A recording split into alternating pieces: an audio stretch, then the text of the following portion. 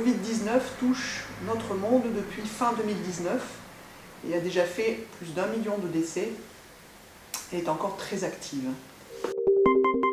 La transmission de cette maladie est très variable selon les âges, selon les milieux sociaux. Elle touche différemment les personnes jeunes ou les personnes âgées. Nous savons maintenant qu'il existe des événements super contaminateurs. Qu'est-ce donc ? Eh bien, c'est quand nous sommes plusieurs rassemblés dans un endroit clos, mal ventilé, comme lors des réunions familiales, des réunions festives, des réunions sportives. Le risque de contamination est accru quand nous parlons fort, quand nous chantons et quand nous crions. Nous savons aussi désormais que la Covid-19 a une contagiosité de 8 jours environ, avec un maximum dans les 2 premiers jours. La moitié des contaminations se ferait par des personnes asymptomatiques ou qui ne présentent que très peu de signes. La contamination se fait principalement par voie aérienne, par les micro-gouttelettes que nous excrétons quand nous parlons, quand nous toussons, quand nous rions. C'est pourquoi plus l'endroit est clos, plus l'aérosol va être important et plus nous avons de risques de nous contaminer. Les symptômes de la Covid-19 sont très variables. Certains sont spécifiques, comme l'anosmie ou la gueusie, et d'autres ressemblent à une simple grippe ou à une simple rhinopharyngite. Nous savons maintenant que 30 à 50% des personnes infectées ne présentent que très peu de signes ou aucun signe du tout, ce qui complique la prise en charge.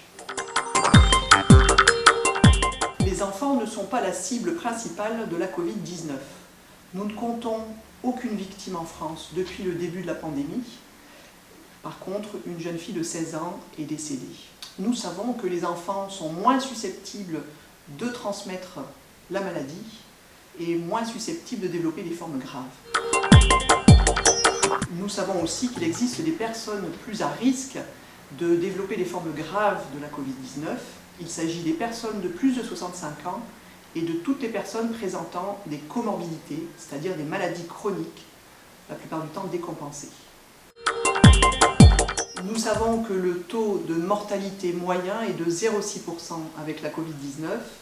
Ce taux est variable selon les classes d'âge. Malheureusement, les plus de 75 ans ont un taux de 11% de mortalité.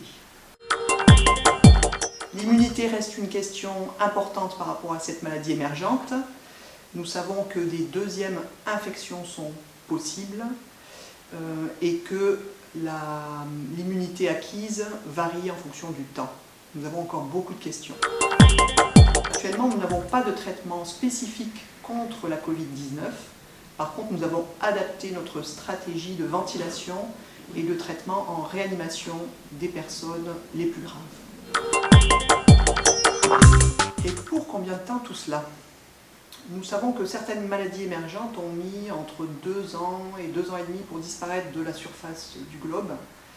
Pour la Covid-19, nous avons encore beaucoup de questions, mais il semblerait que plusieurs mois sont encore nécessaires pour que ce virus disparaisse. Et que faire donc ?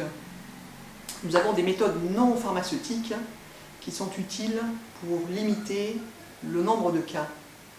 Nous avons les gestes barrières, nous avons le port du masque, nous avons la distanciation physique, nous avons les aérations des lieux, des habitations, nous avons la stratégie de test, de traçage des cas contacts et de l'isolement des malades.